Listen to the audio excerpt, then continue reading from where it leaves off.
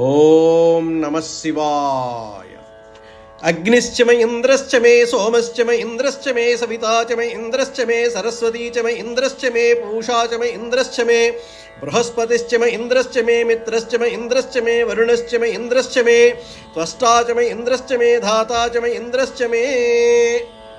శివానందలహరి.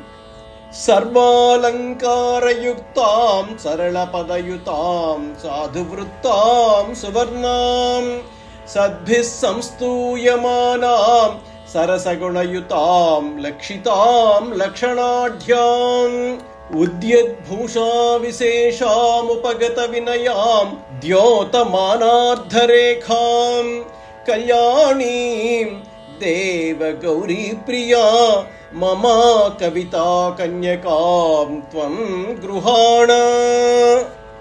ఓ పార్వతీ వల్లభ, నా కవితా కన్య కన్యకా లక్షణములు కలిగి కళ్యాణమునకు తగి ఉన్నది. సర్వాలంకారములు, సరళ పదములు, సాధువృత్తము, సువర్ణము, సరసగుణములు, వేయేల సర్వలక్షణములు కలిగి ప్రకాశించుచున్న నా కవితా కన్యను పరిగ్రహింపుము. ఈ శ్లోకంలో శివానందలహరి కృతిని భగవంతుడైన శివునికే అర్పించుకుంటున్నారు శంకరులు. సాధారణంగా కవులు తమ కావ్యాలను ఒకరికి అంకితం ఇస్తూ ఉంటారు. కావ్యరచన చేసిన వారిని కృతికర్త అని, కావ్యాన్ని అంకితం పుచ్చుకున్న వారిని కృతి భర్త అని అంటారు. శంకర భగవత్పాదుల వారు ఈ శివానందలహరి అనే కృతిని తన కన్న కూతురితో పోల్చుకొని శివునికి ఆ కన్యకామణిని భార్యగా సమర్పించుకుంటూ కన్యాదానం చేస్తున్నారు. ఈ శ్లోకం రెండు అర్థాలతో ఉంటుంది. ఒకటి కవితాపక్షం, మరొకటి కన్యాపక్షం. కృతి కన్య ఆకృతి చాలా బాగుంటుందిట. ఆకృతి బాగుంటే చాలా అని అడుగుతారేమో. ఆ కవితా కన్యని ఎలా పెంచింది, ఆమె ఎలాంటి సల్లక్షణాలు కలిగి ఉన్నది ఈ శ్లోకంలో చెప్తున్నారు. ఈ శ్లోకంలో శంకరులు వాడిన విశేషణాలు కన్యాపరంగా, కవితాపరంగా ఒకసారి విందాం. సర్వాలంకారయుక్తాం. కన్యాపరంగా చూస్తే కన్యాదానం చేసేటప్పుడు ఒంటి మీద నగలు పెట్టి కన్యాదానం చెయ్యాలి. అలా చెయ్యడాన్నే సాలంకృత కన్యాదానం అంటారు. అప్పుడు ఆ కన్య వంటిపై ఉన్న నగల్ని కాపరానికి పంపేటప్పుడు ఇచ్చేస్తారు. కాబట్టి సర్వాలంకారయుక్తం అంటే అన్ని రకాల అలంకారాలు, ఆభరణాలతోనూ ఉన్నది అని అర్థం. కవితాపరంగా అయితే కవిత్వంలో విషయాన్ని చిత్రంగా చెబుతారు. ఉపమా, ఉత్ప్రేక్ష, అతిశయోక్తి, రూపకము మొదలైన అలంకారాలతో చెప్తారు. కాబట్టి ఈ కవిత అటువంటి అలంకారాలతో ఉన్నది అని అర్థం. విశేషణమైన సరళ పదయుతాం. కన్యాపరంగా చూస్తే ఈ కన్య పాదాలు చిగురుటాకుల్లాగా మెత్తగా కోమలంగా ఉండి ఆమె నడత కూడా చాలా ఆహ్లాదకరంగా, చూడముచ్చటగా, తిన్నగా ఉంటుంది అని అర్థం. కవితాపరంగా చూస్తే కవిత్వంలో వాడే పదాలు, వాక్యాలు మొదలైనవి చాలా తేలిగ్గా, చదువుతుంటే ఆనందాన్ని కలుగజేసే శబ్దాలనిచ్చేవిగా ఉంటాయి అని అర్థము. ఇక మూడో విశేషణమైన సాధువృత్తాం.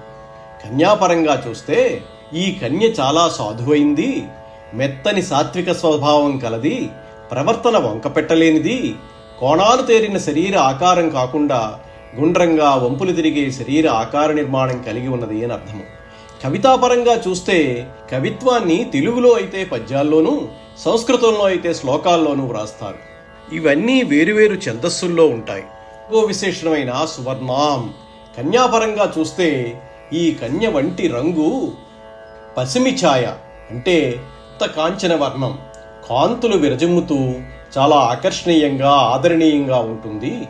ఉత్తమ వర్ణంలో జన్మించింది కూడా అని అర్థం. కవితాపరంగా చూస్తే ఈ కవిత్వంలో వాడిన అక్షర సముదాయమంతా శుభాన్ని సూచించే విధంగానే సందర్భించబడింది అని అర్థం. తర్వాతి విశేషణం సద్భిః సంస్తూయమానం. కన్యాపరంగా చూస్తే సాముద్రిక శాస్త్రవేత్తలు, సౌందర్య సౌశీల్య విజ్ఞత కలిగిన వారి చేత చక్కగా కొనియాడబడినది అని అర్థం. అదే కవితాపరంగా చూస్తే పండితుల చేత, విమర్శకుల చేత చక్కగా ప్రశంసించబడినది అని అర్థం. తర్వాతి విశేషణం సరసగుణయుతాం. ఇదే కన్యాపరంగా చూస్తే సమయ సందర్భాలు తెలుసుకుని అందుకు తగ్గట్టుగా సరస సల్లాపాలతో, ప్రణయ కోపాలతో గారంగా మనస్సుకు హత్తుకుపోయే విధంగా విజ్ఞతతో మసులుకునే సరసురాలు సుగుణాల రాశి అని అర్థం. అదే కవితాపరంగా చూస్తే ఈ కవిత శృంగారాది నవరసాలతో హృదయాన్ని ద్రవింపచేసే విధంగా సరసంగా ఉంటుందని, కావ్యం నిండా మాధుర్యాది గుణాలుంటాయని అర్థం. తరువాత లక్షితాం కన్యాపరంగా సాముద్రిక శాస్త్రానికి సరిపోయే విధమైన మంచి లక్షణాలు కలది అని అర్థం. కవితాపరంగా మంచి కావ్య లక్షణాలు, శిల్పము, అర్థము, శబ్దము, శైలి మొదలైనవి కలిగి ఉన్నాదని అర్థం. లక్షణాఢ్యాం అంటే కన్యాపరంగా సల్లక్షణాలు కలవారు ఎంచుకునే విధంగా ఉంది అని అర్థము. అదే కవితాపరంగా చూస్తే దీనిలో చక్కని విషయాలు ప్రతిపాదించబడ్డాయి, ఈ కావ్యం చదివి తీరాలి అని సత్కవులు, పండితులు ఒక లక్ష్యాన్ని పెట్టుకునే విధంగా వ్రాయబడింది అని అర్థము. ఉద్యద్భూషా విశేషాం కన్యాపరంగా చూస్తే చూడగానే మంచి పవిత్రమైన భావాలు కలిగే విధంగా ఆదరంగా ఉండే అలంకారాల శోభని కలిగింది అని. అదే కవితాపరంగా చూస్తే కావ్యం చదువుతున్న కొలది కొత్త కొత్త భావాలు, అర్థాలు ద్యోతకమయ్యే విశేషమైన అలంకారాల శోభతో ఉన్నది అని అర్థం. ఉపగత వినయాం కన్యాపరంగా చూస్తే ఎంతో కష్టపడి విశ్లేషించి విమర్శించి నిర్ణయం తీసుకోవలసిన అవసరం లేకుండా చూడంగానే చాలా వినయ విధేయత సంపన్నురాలు అని. అర్థాపరంగా ఎవరినీ విమర్శించకుండా చదవగానే ఎవరి హృదయానికి బాధ కలగని రీతిలో ఆలోచించకుండా వెంటనే ఆస్వాదించడానికి వీలుగా ఉండేది అని అర్థం. ద్యోతమానార్ధరేఖాం కన్యాపరంగా చూస్తే హస్తాల్లోనూ అరికాళ్ళల్లోనూ సుస్పష్టంగా కనబడే భాగ్య రేఖా చిహ్నాలు కలది అని అర్థము. అదే కవితాపరంగా చూస్తే కావ్యంలో వాడిన పదాలకు చాలా ప్రముఖమైన అర్థాలు, అంతరార్థాలు కలిగే విధంగా వ్రాయబడింది అని అర్థం. కళ్యాణి అంటే కన్యాపరంగా ఇంటికి రాగానే మీకు మీ కుటుంబ సభ్యులందరికీ శుభ పరంపరలు చేకూర్చేది అని అర్థం. కవితాపరంగా చూస్తే ఈ కావ్యం శుభాన్ని చేకూర్చి జీవితాలను చక్కదిద్ది మోక్షాన్ని కూడా కలుగుజేసే విధంగా వ్రాయబడింది అని అర్థము. ఇటువంటి 12 సద్గుణ సంశోభిత అయిన నా కవితాకన్యను నీకు పాణిగ్రహణార్థం సమర్పించుకుంటున్నాను. నాపై దయతో నువ్వు అంగీకరించి ఈ కావ్యానికి కృతి భర్తగా నన్ను కృతార్థుణ్ణి చెయ్యి అని శంకర భగవత్పాదుల వారు శివుణ్ణి ప్రార్థించారు.